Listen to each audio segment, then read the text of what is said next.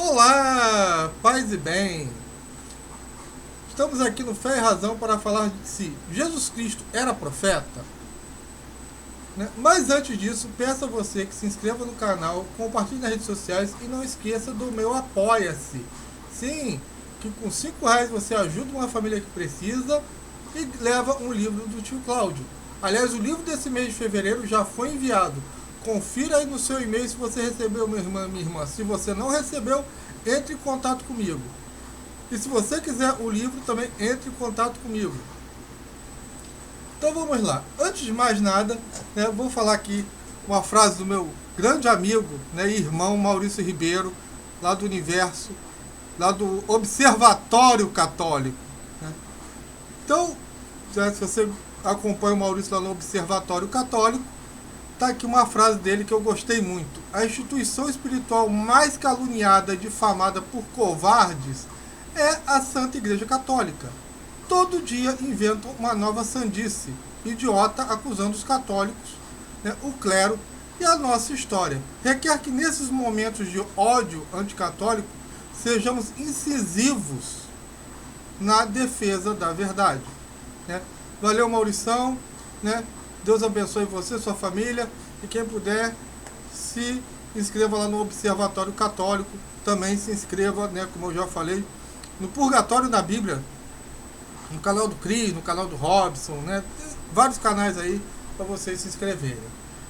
Então vamos que vamos aqui, né? Eu acho interessante, né? E é uma coisa que me chamou muita atenção no protestantismo, é que eles questionam que os apóstolos não escreveram nada sobre Maria. Mesmo que esteja lá escrito, né, que Maria, Jesus Cristo nasceu de mulher. Mas beleza. É. Mas o que eu acho mais interessante é que esses mesmos apóstolos não escreveram nada sobre a destruição de Jerusalém, ao qual Jesus Cristo profetizou.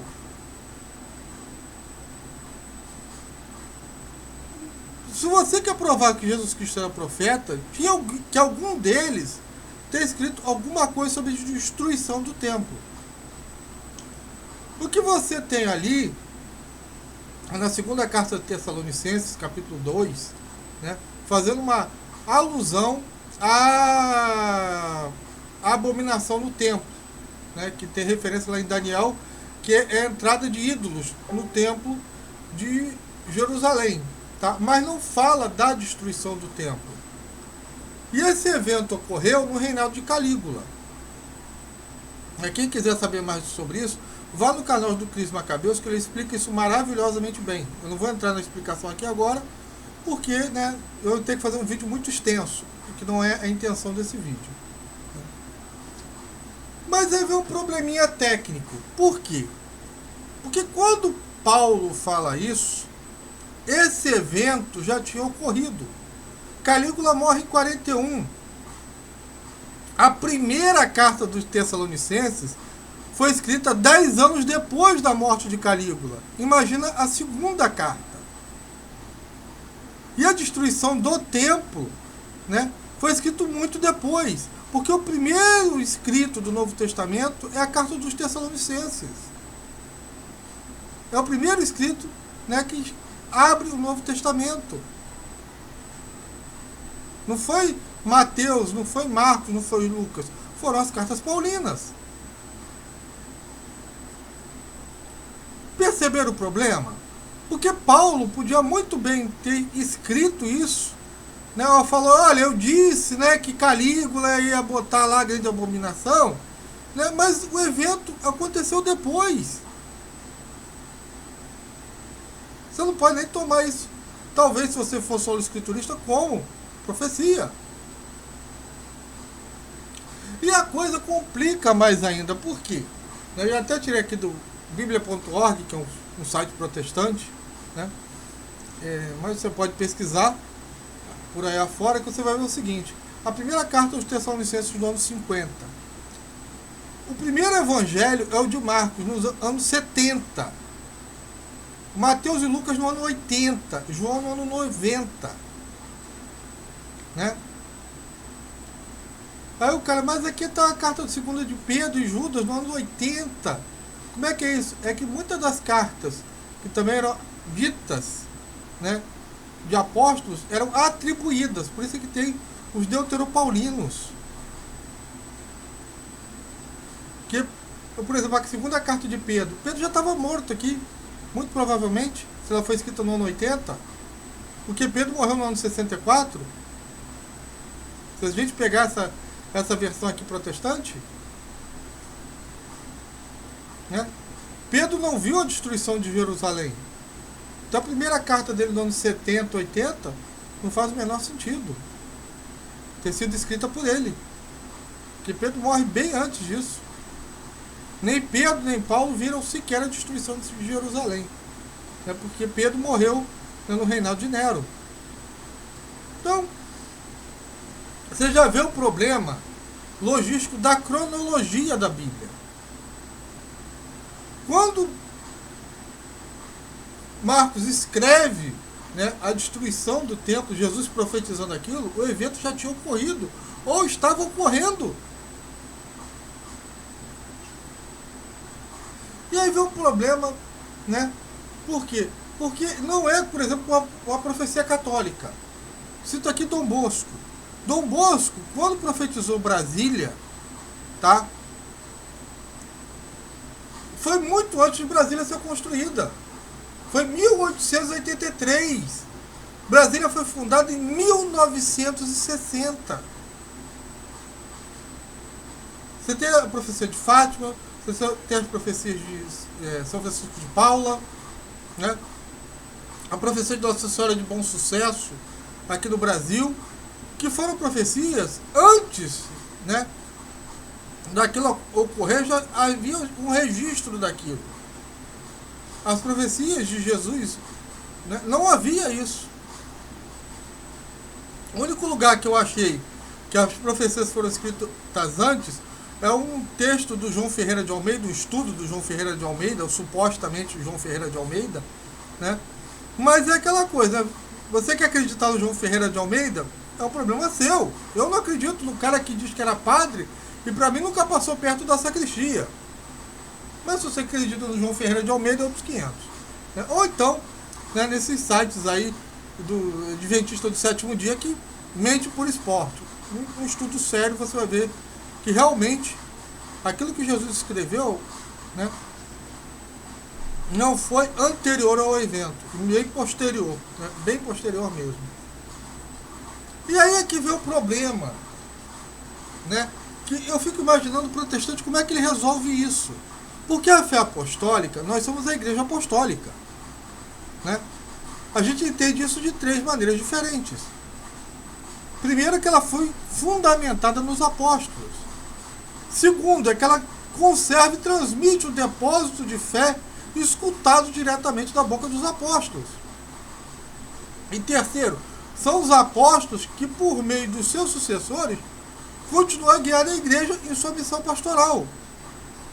Então, para a igreja católica não é problema isso acontecer. No protestantismo é. Porque o que é a base da Sagrada Escritura? A Bíblia é a autoridade suprema no que está para ser definido.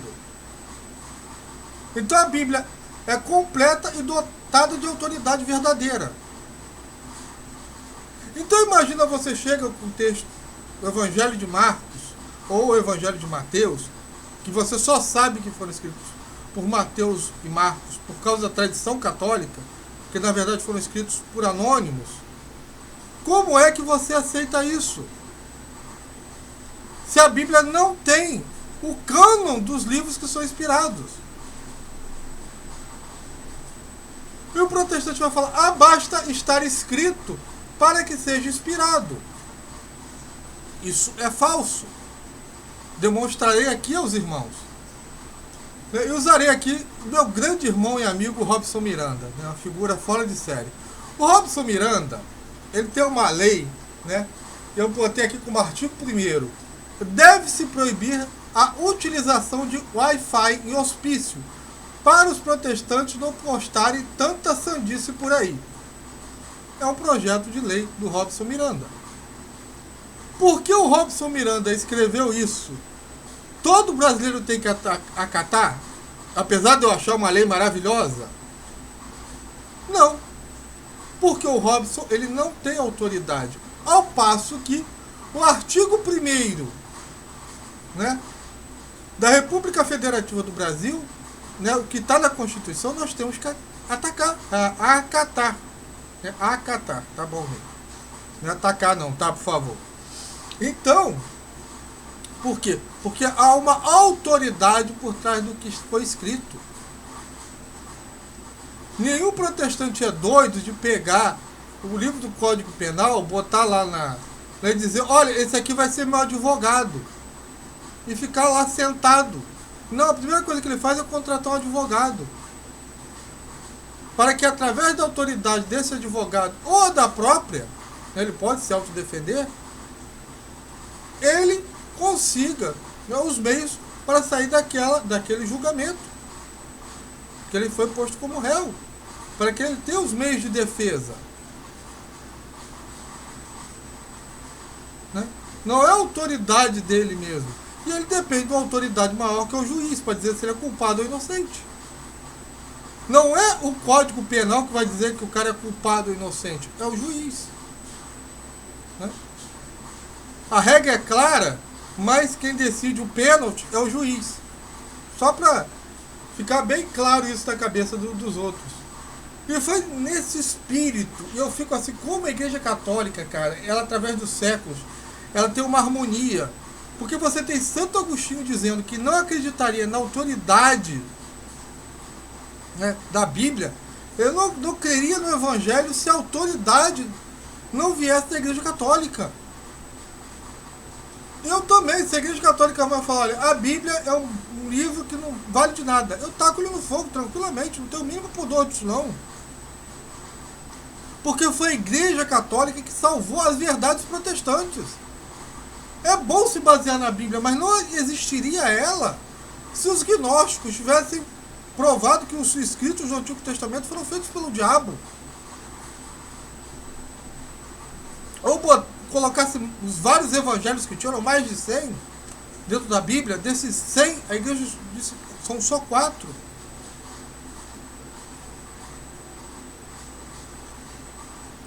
E aí, né?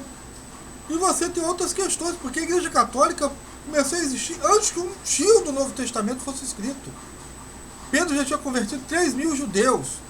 O Concílio de Jerusalém não usou Bíblia, tá? Para que a lei judaica fosse jogada para o alto. A igreja primitiva não tinha Bíblia nenhuma. O cânon só foi definido em 382 depois de Cristo. Então, né, a gente volta à questão do princípio. Por que você aceita que Jesus Cristo é profeta? Ah, porque está na Bíblia. E por que você aceita a Bíblia? Prova para mim, né? É claro que o professor a gente vai dizer, ah, eu aceito porque a Bíblia é a palavra de Deus. Prova para mim que a Bíblia é a palavra de Deus sem a Igreja Católica. Qual é a diferença da Bíblia para o Corão? Então, na verdade, você só aceita Jesus Cristo como profeta porque a Igreja Católica assim o determinou. Seja pela tradição oral, seja pela tradição escrita.